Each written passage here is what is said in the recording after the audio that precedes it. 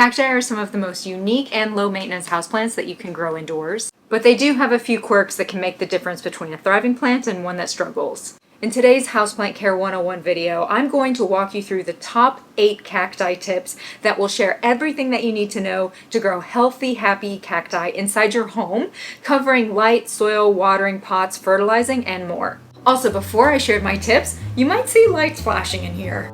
And that is because the building where I'm filming has hung up these shiny mirrors to deter pigeons. They've also hung up these guys.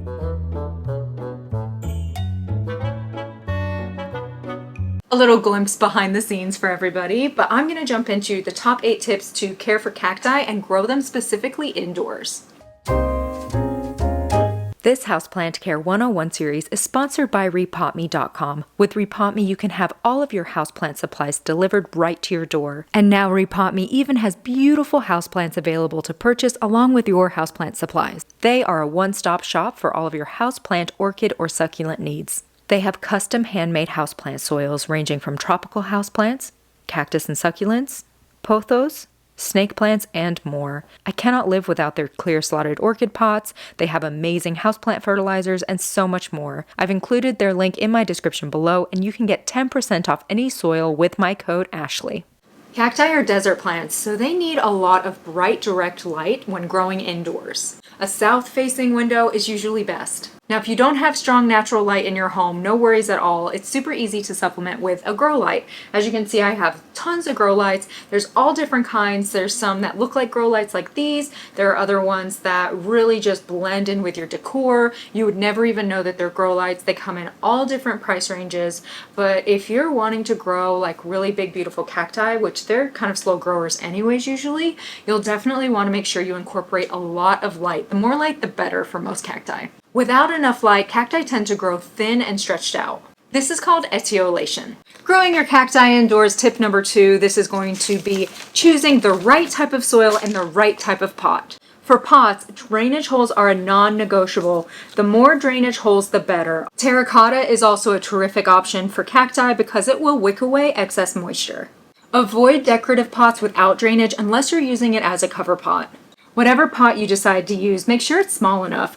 You only want to go 1 to 2 inches larger than the root ball. If you choose a pot that's much larger than the root ball of the plant, then it's going to have a hard time absorbing all that excess moisture that's in the soil, and then that plant's going to have a much higher chance of getting root rot. Don't go off of the previous nursery pot because sometimes the previous nursery pot can be too large for the root ball. You definitely want to make sure that you're going off of the size of the actual root ball. You can easily make your own potting mixture using 40% standard potting mix with about 60% either perlite, pumice, orchid bark, sand to really help make sure that the soil is well draining. You could also get an already customized potting mix that is labeled for cactus and succulents. Today I'm using the cactus and succulent classic potting mix from rePotme. I 100% recommend their products, and their soils are absolutely amazing. They make my life so much easier, and cacti only need to be repotted once every few years. They don't need to be repotted that often.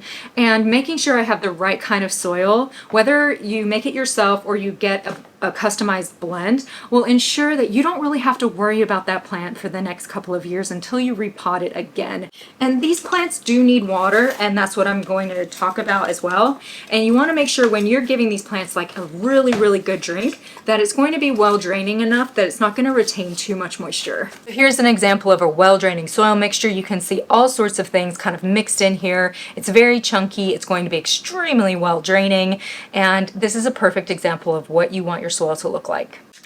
I like using these clear slotted nursery pots from rePotme because I can keep an eye on the roots, I can keep an eye on the moisture in the soil, and I know what's going on at all times. I will place this in a cute little cover pot like the one I just showed you, and that way I can change out the cover pot anytime I want, but I won't have to ever repot my plant until it's ready to be repotted, because it's in this awesome clear slotted nursery pot. And those will be linked in my description below along with the soil. Tip number 3 for growing your cactus indoors.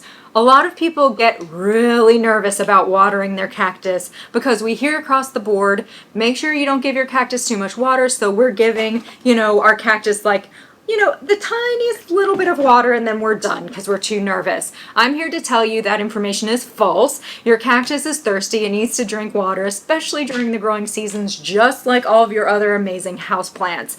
The big problem comes when your cactus does not have the right type of soil. So if your cactus is planted in a potting mix that's going to retain a lot of moisture, even if you don't give your cactus much water, that soil is going to be holding on to too much moisture for that cactus to absorb, and that's what's going to cause your problems and air quotes overwater your cactus. Doesn't mean that you're giving your plant too much water. It just means that the soil is holding on to and retaining way too much moisture. That's why we did the step first of making sure our cactus has a very well draining soil mixture and has the proper cactus soil, because now we can drench our cactus and know that it's going to have enough water and that it's going to be very well draining and drain out the bottom. And you'll see here in just a minute what I mean. So you can see that it's already pouring out of the bottom. And the nice thing with this nursery pot is that it's very clear. I'm making a mess as always. So you can see if the moisture in the soil is consistent and just consistent throughout the soil. So no matter how much I water this cactus right now, it's not going to hold on to too much moisture because it's going to drain out the excess moisture. Some tips to know if your cactus is thirsty is if it's really puckered up. That's a good sign that it's very thirsty. You don't really want your cactus to be all puckered up and like, please give me a drink. It stores the water in the plant. So when it starts to lose all of its moisture, that's why you see the puckered effect. And during the growing months, like I said, your cactus is going to be thirsty, very, very thirsty. So you want to give it a good drink. You want to soak it. Wait till the soil is completely dry. And then once the soil is completely dry, then at that point, give it a really good drink. Don't be afraid because it's going to drain out. Just don't leave it sitting in the cover pot with water in it or that kind of thing. Now, during the winter months, these plants do tend to go dormant, so you won't need to water your cactus as much during the winter months or their dormancy period. I'd say once a month is probably fine, if that. Now, here in Michigan, I have the heat blasting all winter long, and that really dries the air out, so maybe I'll water my cacti twice a month or something like that. But for the most part, they don't need it. I'm going to keep watering this plant until I see that it is consistently moist throughout. And I'm actually going to let it sit in this water for a few minutes just to absorb through the bottom. I've made a mess, but that's part of the fun when you're doing plant chores. Some people will even take their cacti plants and just dunk them in water entirely during the growing months. Cactus tip number 4, temperature and humidity. So these plants should be comfortable with the temperature in your home. What I say for most of our plants that we have in our house, as long as you're comfortable or we're comfortable with the temperature, our plants will be as well. However, cacti really enjoy it being warm and dry, so keep them away from cold, drafty windows and keep them away from really humid areas like your bathroom, because that really humid environment can cause all sorts of fungal and bacteria problems with cacti. They could appreciate a little bit of cooler weather. When I say cooler, I don't mean that cool. I mean like 55 to 65 degrees Fahrenheit, and that really helps them just rest up during the dormancy period. And that way they store all their energy and then they're ready to go in the springtime when it comes back into the growing months. Cacti tip number 5, fertilizing. Now, cacti don't need heavy feeding, but they will appreciate some fertilizing during the growing months. The trick here is to use a cactus and succulent specific fertilizer, or if you only have regular houseplant fertilizer on hand, make sure it's extremely diluted, and you only want to fertilize during the growing months, the growing season, spring through the end of summer. When you're coming into fall and the winter months, you do not need to fertilize your cacti. Tip number 6, knowing the right time to actually repot your cactus. I already mentioned when I repotted this one that they don't need to be repotted that often. They only need to be repotted about every, I'd say 3 years or so. They have small root systems that don't grow very quickly. But when do you repot them? First of all, it's just a good practice to repot our plants every 3 years anyways, because the soil will really just be kind of worn out by that time. It won't be holding on to nutrients as well.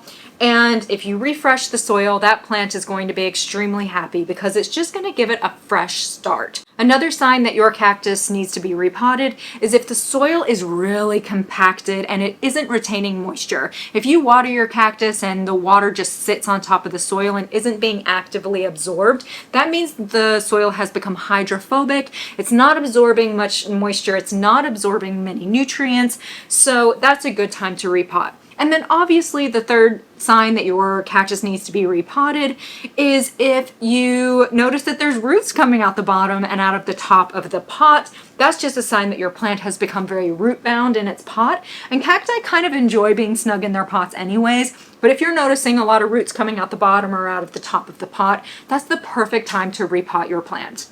Tip number 7 on growing your cacti indoors. Some of the common issues to look out for. 1, shriveled cactus. We talked about this. That means it's either getting way too underwatered or it's been sitting out in the sun without much water. It's all like, I don't know, pickled up looking, and it just really needs a drink. You're letting it go way too long without water. Mushy stems or black spots means that your cactus has been getting way too much water. It's been sitting in soil that's too wet and overly saturated, and what's happened is that it's developed root rot. So you'll see black spots, you'll see mushy stems. The roots, if you repot it, might have like a funky smell, and to be honest, it's really hard to come back from that. So that's why so much of this video is dedicated to preventing root rot, hence with like how to water, make sure your plant has the right lighting, make sure you have the right type of soil in the pot. All of that is really just to prevent root rot because it's, like I said, hard to come back from root rot. Now, cacti specifically are prone to mealybugs, which are like the white fuzzies on there. They're also prone to scale, which look like literally like little scales on there. And then they can also get spider mites. So systemic granules is absolutely amazing. You sprinkle it into the soil, it has measurements on the back, and the active ingredient in the systemic granules gets absorbed up by the plant, and then the pests in the soil and that are eating the plant get that active ingredient on them or in them, and it kills them off, it eradicates them in all stages of their life form, because pests, they have their entire life form that we have to like get rid of, whether it's eggs, larvae, a juvenile, adult form. This stuff is amazing. I think every 6 weeks you're supposed to retreat it, and I treat my plants year round with this and it helps amazingly. The other product I recommend in unison with this is called insecticidal soap, and you spray this onto the leaves of your plant, onto your cactus, and it will kill off any pests that are on there. Really like instantly upon impact of getting this product on there. And it doesn't matter what brand you guys decide to go with or what you can find a good deal on. Insecticidal soap systemic granules are terrific products. Tip number 8 for your cacti growing it indoors is just to enjoy it and have fun decorating with them. They are such cool plants. There are so many different varieties. I'm obsessed with them. I love all of the like plants that have a ton of foliage, the really tropical ones, but I'll tell you what, cacti really have a special place in my heart and are some of my all-time favorites. So they're just really fun to decorate with and pick out the ones for the right space. So there you have it. Those are my top 8 tips on how to grow your cacti indoors successfully. And I hope this video was helpful. We have a very knowledgeable plant community, so feel free to leave your tips in the comments below, not just for myself, but for everybody. If you found this video helpful, or if you want to see more plant videos in your newsfeed, that's all I post. Feel free to subscribe, give it a thumbs up. We also have a wonderful community on TikTok, Instagram, and Facebook as well. All right, I hope you have an absolutely wonderful rest of the day, and I hope I get to see you soon. Bye.